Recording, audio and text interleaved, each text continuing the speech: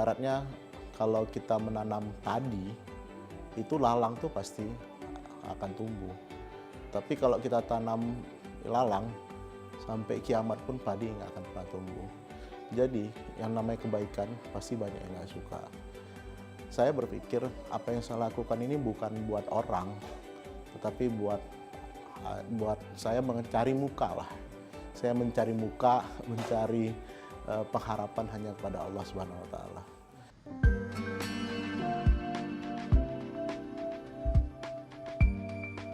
Itulah prinsip yang terus dipegang Michael untuk terus menebar kebaikan. Pendiri Yayasan Blood for Life Foundation di Aceh ini sudah lama berkecimpung melakukan berbagai kegiatan sosial. Diawali sejak ia mulai menginjakan kaki di bumi Serambi Mekah atau Aceh. Di tengah kesibukannya sebagai pegawai negeri sipil, ia masih menyisihkan waktunya untuk berbuat baik dan menebar manfaat bagi orang yang membutuhkan. Ya, pertama saya melihat awalnya sih ada tetangga yang memang butuh darah dan kasusnya juga meninggal. Terus saya berpikir pada saat masyarakat butuh darah, pada saat masyarakat ke PMI dan stoknya kosong, kenapa tidak ada lembaga atau relawan yang mencoba untuk mencarikan darah itu sendiri. Sehingga pada saat itu saya mencoba menggalang, dan saat itu saya juga sebagai Kasubag Umum Bapeda Provinsi Aceh yang mempunyai staf lebih kurang 100 orang saat itu. Sehingga dengan sangat mudah saya bisa mencari untuk darah orang yang memerlukan. Lama-kelamaan dengan sistem pada saat yang mendonor saya suruh foto, setelah mendonor masukin ke Facebook, sehingga menjadi apresiasi dan daya tarik sendiri bagi masyarakat. Lama-kelamaan saya pikir ini adalah suatu anugerah, karena saya beranggapan dan memang doa dalam agama, orang yang paling bermanfaat adalah orang yang berberuntung adalah orang yang bermanfaat buat orang lain. Dan mudah-mudahan dengan apa yang saya lakukan ini, saya juga dapat manfaat buat saya dan anak-anak dan keluarga.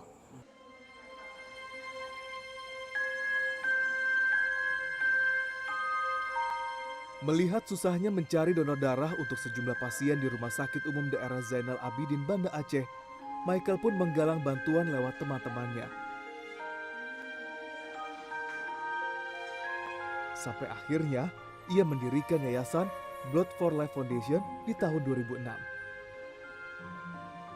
Awalnya yayasan ini bergerak menggalang donor darah bagi warga yang membutuhkan. Kegiatan BFLF tidak secara dukungan dana tidak terstruktur ya, maksudnya tidak ada yang tetap. Dan saya sampaikan bahwa ini kekuatan media Facebook contohnya yang memberikan informasi, saya ada yang butuh, saat itu direspon oleh teman-teman, tolong disampaikan kepada pasien, terus saya sampaikan, saya foto, saya masukin ke Facebook. Kekuatan-kekuatan itu menjadi sebuah transparan, dan ada kepuasan bagi teman-teman untuk dapat juga memberi bantuan untuk selanjutnya.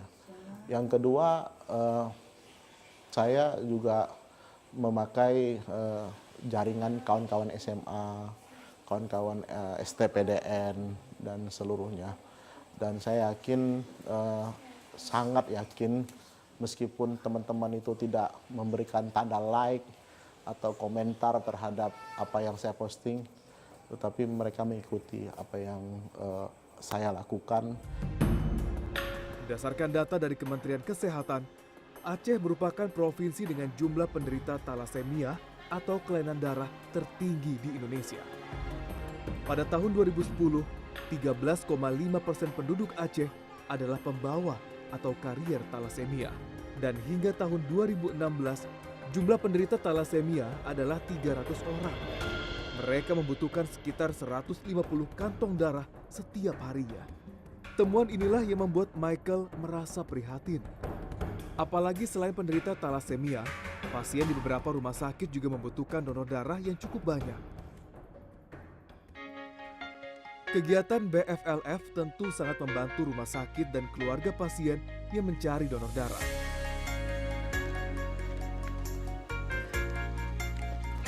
Salah satu keluarga penderita talasemia yang sangat terbantu adalah Agus Naini. Setiap bulan, ibu 3 anak ini mendapat donor darah dari Yayasan BFLF untuk 2 orang putranya. Tak hanya itu, yayasan juga menyediakan transportasi bagi warga Lampuk Longga ini untuk mengantar dan menjemput dari dan ke rumah sakit. Agus Naini merasa beruntung dengan hadirnya Yayasan BFLF. Kedua putranya yang menderita talasemia, Anis Marda dan Arja Fitra, bisa aktif seperti anak biasanya. Meski sebagai seorang ibu, selalu terbersit rasa sedih. Nangis Pak, seminggu nangis, makan pun nggak ada ininya. Pokoknya karena dibilang nggak ada obat, jadi saya bilang pasrah aja sama Tuhan itu Pak. Jadi kayak mana lagi Pak? Ini si adik ketahuan waktu itu bapak nggak mau dicek Pak. Saya dengan secara sembunyi-sembunyi adiknya saya cek. Habis itu bawa abangnya rumah sakit, langsung saya cek darah. Dibilang sama dokter, bilang saya doa, bilang jangan kena lagi. Habis itu saya bawa ininya surat hasil ya itu langsung ke dokter Heru. Sampai dokter Heru bilang, Bu, ini anak Bu sakit. Kayaknya mau pingsan ya Pak, mau pingsan nih bilang sakit lagi.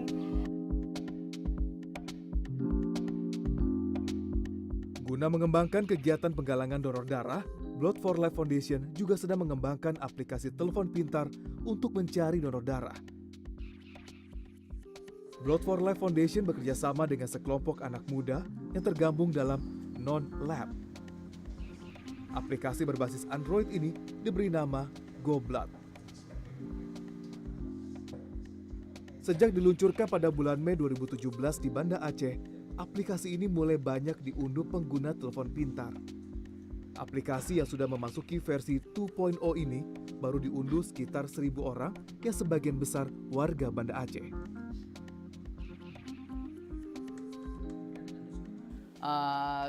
Kalau penerusnya itu masih belum mencapai target karena masih terbesarnya di Aceh, karena kami launchingnya juga di Aceh. Dan aplikasi ini kan sendiri rayonnya itu Indonesia. Dan kami harus pergi ke tempat yang lain untuk mempromosikan punya kami. Karena kalau nggak ada contohnya di Jakarta kalau nggak ada banyak yang menggunakan aplikasi juga nggak akan bisa bekerja.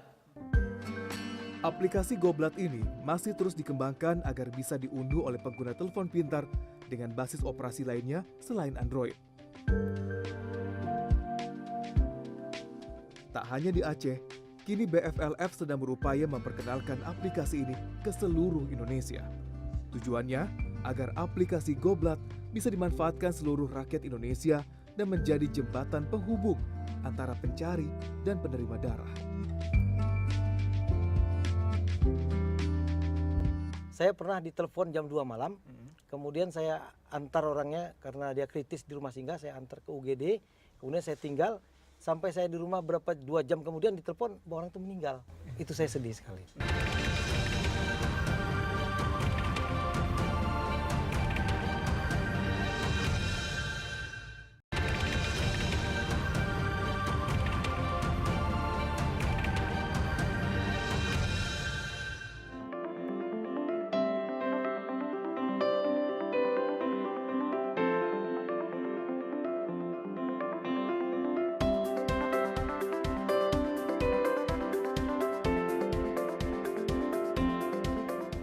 Tak hanya penderita talasemia, Blood for Life Foundation juga terus mengembangkan kegiatan sosialnya. Sejak 3 tahun terakhir, mereka menyediakan rumah singgah bagi pasien rawat jalan dan keluarga pasien yang tinggal jauh dari Banda Aceh. Inilah rumah singgah BFLF yang ada di kawasan Lamprit, Banda Aceh. Sudah setahun terakhir, rumah ini menjadi tempat berteduh bagi pasien rawat jalan dan keluarga pasien Rumah Sakit Umum Daerah Zainul Abidin Banda Aceh yang tidak berdomisili di Banda Aceh. Rumah yang memiliki 9 kamar ini merupakan rumah yang sengaja disewa untuk rumah singgah. Rumah ini tak pernah sepi dari aktivitas pasien rawat jalan dan keluarganya. Bang Michael, ini tempat beroperasinya, tempat di mana mengoperasikan rumah singgah ini, kantor ini. Ya, di sini kantor BFLF juga. Juga tempat administrasi kalau ada pasien-pasien yang datang. Karena kita jadikan satu agar perhatian teman-teman relawan BFLF dengan rumah singgah menjadi satu. Sebelumnya kita punya kantor terpisah. Jadi ada satu rumah singgah, satu kantor yang jaraknya agak lumayan jauh, sekitar lebih kurang 1 kilo. Itu membuat perhatian dari relawan dan juga perhatian dari pengurus BFLF terhadap rumah singgah itu agak tidak menyatu gitu. Biasanya ketika ada keluarga pasien datang ke sini, apa yang pertama kali dilakukan? Mendatanya seperti apa biasanya? Apa saja yang didata? Ya, yang pertama kita bertanya apakah pasien ini dari keluarga kurang mampu atau ada atau tidak adanya keluarga yang ada di Banda Aceh.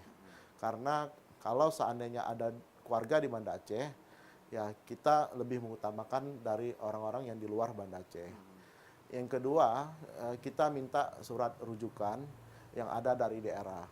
Misalnya seperti rujukan dari BPJS, KK, KTP, dan semuanya kita data. Semua didata. Semua kita data, nama, penyakitnya apa, terus banyak hal yang nanti ada di sini yang kita data ini semua. Jadi semua terdata dengan rapi di sini ya. Pasien rumah singgah, termasuk keluarga pendampingnya. Kalau kita boleh ngomong soal operasional nih, Bang Michael. Kira-kira dalam 1 hari gitu atau dalam 1 bulan berapa dana yang dibutuhkan operasional oleh rumah singgah dan juga BFLF untuk memberikan bantuan kepada yang singgah di sini dan yang Ya, kalau untuk rumah singgah saja dalam 1 bulan kita butuh biaya 5 sampai 6 juta. Itu masalah biaya listrik, air, habis itu kita selain rumah singgah juga memberikan makanan sembako lah, bahan pokok, beras, minyak, telur untuk dan masak sebagainya. di sini lah untuk ya, masak untuk keluarga. pasien dan keluarganya. Tetapi tidak lauk ya. Nah, lauk biasanya sesama pasien saling belanja gitu.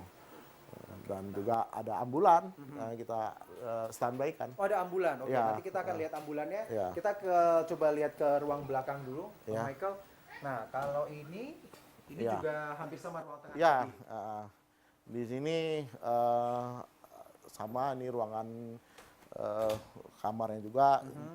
Juga kita menyiapkan ada kursi roda itu. Oh, Jadi iya, ada kursi roda. ada kursi roda, ada tongkat juga. Jadi pasien-pasien yang membutuhkan kursi roda yang tidak bisa berjalan, rumah singgah juga menyiapkan untuk itu. Jadi daripada pasien-pasien yang tidak mempunyai tempat tinggal atau mereka tidur di emperan ruang IGD dan itu, ya mungkin di sini lebih higienis dan lebih layak lah. Dan lokasinya juga dekat gitu. Jadi dengan Rumah Sakit Zainal Abidin tinggal jalan kaki saja. Tinggal jalan kaki Ya, aja. Oke. Mas Mahfud, kalau boleh nanya, Iya, Pak. selama tinggal di rumah singgah ini rasanya gimana? Alhamdulillah Pak, daripada kita harus bolak-balik karena kan keluarga saya agak lumayan jauh dari rumah sakit. Tamiang. Apalagi ini dalam bulan puasa. Kemungkinan ya alhamdulillah lah Pak, selamanya bisa mama pun nggak terlalu capek untuk bolak-balik ke rumah sakit. Jadi saya pun lebih mudah untuk ketemu sama dokternya Pak. Asalnya dari mana? Asal saya dari Citamiang Pak. Tamiang. Citamiang, Kuala Simpang. Itu berapa lama kalau dari Banda ke Aceh Tamiang itu? Sekitar kalau memang perjalanan sekitar kurang lebih 10 jam Pak. 10 jam. 10 jam. Luar biasa lama ya. Ya lumayan lah Pak. Ini sudah berapa lama Mas Mahfud Di sini, tinggal di di rumah rumah singgah? 18 hari. 18 hari. Kurang lebih 18 hari Pak. 18 hari. Yayasan yang dikelola Michael dan dibantu beberapa relawan ini juga mempunyai mobil ambulans. Ya, mobil ambulans dari salah satu perusahaan ini menjadi mobil operasional untuk mengantar jemput pasien ke rumah sakit. Terkadang mobil ini juga harus membawa pasien yang membutuhkan bantuan darurat. Mobil ambulans ini biasanya dikendarai Edzuarsah atau yang biasa dipanggil Pak Wai. Lelaki asal Medan, Sumatera Utara ini sudah 5 tahun terakhir bergabung dengan BFLF. Dulu awalnya Pak Wai bisa bergabung sama BFLF ini gimana ceritanya? Dulu saya ada kegiatan di kantor Bapeda, kemudian Pak Michael Kasubag Umum di situ. Nah, dia diskusi waktu minum kopi di kantin Bapeda itu, dia diskusi bagaimana kalau kita buat kegiatan donor darah, kita buat LSM-nya nih. Nah, saya bergabung di situ. Kenapa tertarik waktu itu Pak Wai? Saya memang dari dulu waktu di Jakarta saya pekerja sosial. Kemudian datang ke Aceh ini evakuasi mayat. Kemudian ditawarkan untuk kerja sosial lagi. Memang saya senang gitu. Oke. Nah, terus selama bergabung bersama jadi relawan di BFLF ini, aktivitas apa sih yang Pak Wai lakukan untuk membantu operasional di BFLF ini? Oh, sehari-hari ini kalau pagi mereka kan kontrol ke rumah sakit karena banyak yang tidak bisa berjalan. Kalau yang normal mereka jalan kaki ke rumah sakit. Yang tidak normal saya bawa, karena ada yang pakai tongkat, dia pakai kursi roda. Saya naikkan kursi rodanya, tongkatnya saya bawa sini, saya bawa ke rumah sakit. Kemudian saya ikut mendaftarkan mereka gitu. Pak Wai ketika akhirnya mengantar jemput gitu ya, pasien-pasien ini yang dibagikan rumah singgah ataupun nanti dipulang ke rumah gitu. Ketika melihat mereka ini bahagia gitu, senang gitu. Gimana perasaan Pak Wai bagaimana? Saya lebih senang dari mereka gitu. Saya senang sekali kan.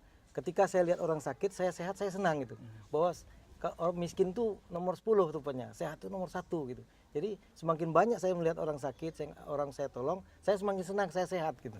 Itu efeknya buat saya gitu. Oke. Sampai kapan Pak Wai mau membantu menjadi relawan di BFLF ini? Sampai sebatas kemampuan saya, sampai mampu saya. Mungkin kalau saya umur 60 udah nggak bisa, mungkin saya mundur diri. Tapi kalau selagi masih bisa, saya jalan terus. BFLF mempunyai 15 relawan yang mengurus rumah singgah dan ambulans di Banda Aceh. Semuanya memiliki tugas masing-masing, mulai dari memantau kesehatan penghuni rumah singgah hingga mengurus administrasi. Tak hanya di Banda Aceh, untuk lebih mengembangkan jangkauannya, BFLF telah memiliki cabang di beberapa kabupaten di Provinsi Aceh. Pembiayaan operasional rumah singgah dan beragam kegiatan BFLF masih mengandalkan bantuan donatur. Para donatur didapatkan dari beragam media sosial maupun dari hubungan pertemanan Michael dan pengurus lainnya. Saya selalu bilang sama suami saya, hidup ini hanya sementara gitu kan. Saya serahin sama Allah semuanya. Kalau memang ini yang terbaik untuk kita mencari amal ibadah, saya dukung.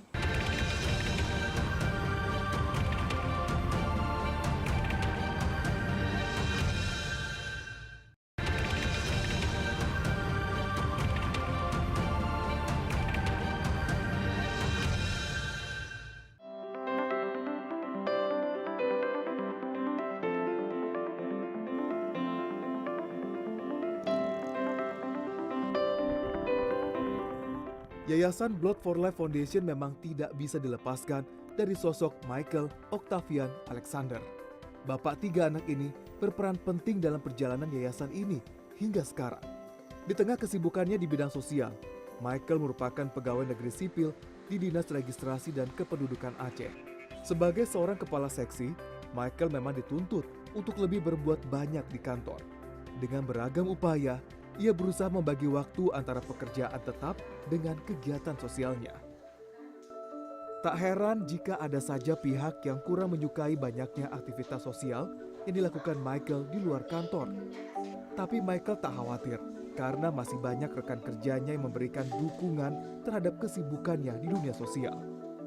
Ya memang selama ini kegiatan itu karena kita juga pemberitahuan terhadap kita bahwa kegiatan Pak Michael ini itu di luar, jadi memang ada sedikit memang kita berikan kompensasi walaupun nanti kondisi di lingkungan di sini mungkin ada komplain dari lingkungan kerja karena Pak Michael selaku pejabat struktural itu terkadang terkesan meninggalkan tugasnya, jadi mungkin perlu kiranya kita memikirkan kembali Pak Michael ini agar pekerjaan struktural di pemerintahan itu dekat dengan kegiatan yang di luar.